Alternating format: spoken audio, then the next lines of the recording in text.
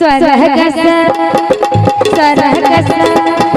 स्वरगस सुंदरियो भैया आपन मिथिला स्वरगस सुंदरियो भैया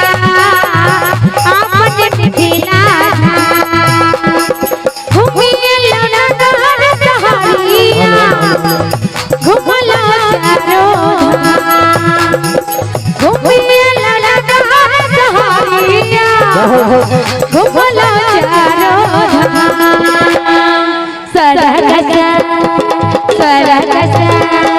स्वरगस सुंदरियो भैया आपन मिथिला स्वरगस सुंदरियो भैया आपन मिथिला जय हो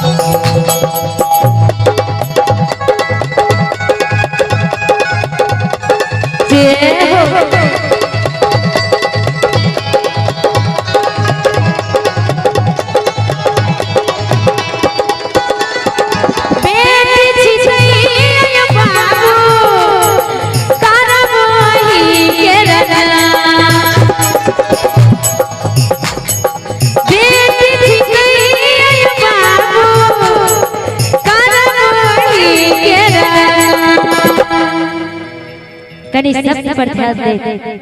एकटा मिथिला की बेटी अपना बाबूजी से कहै छथिन बेटी छी तै बाबू कारवाही के रना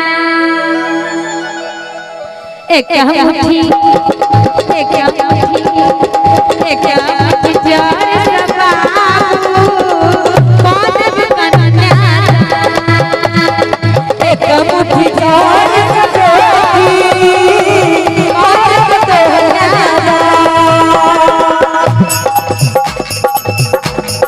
जय हो जाओ क्या बात है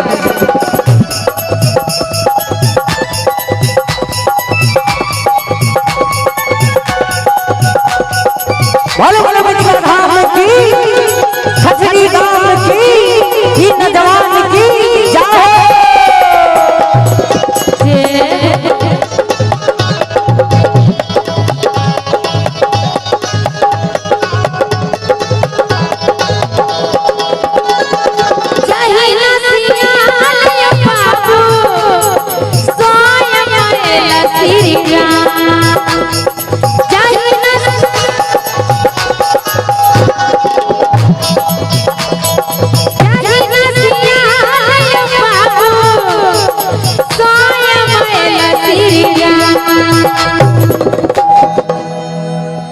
जाहिना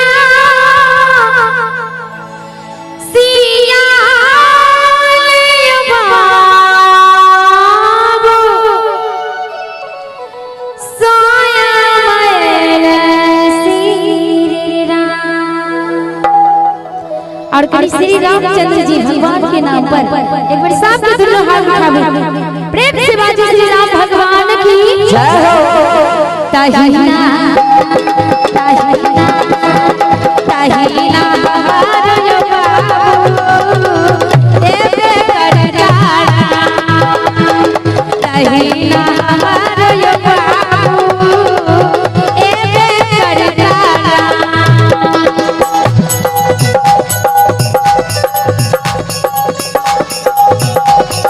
जय हो।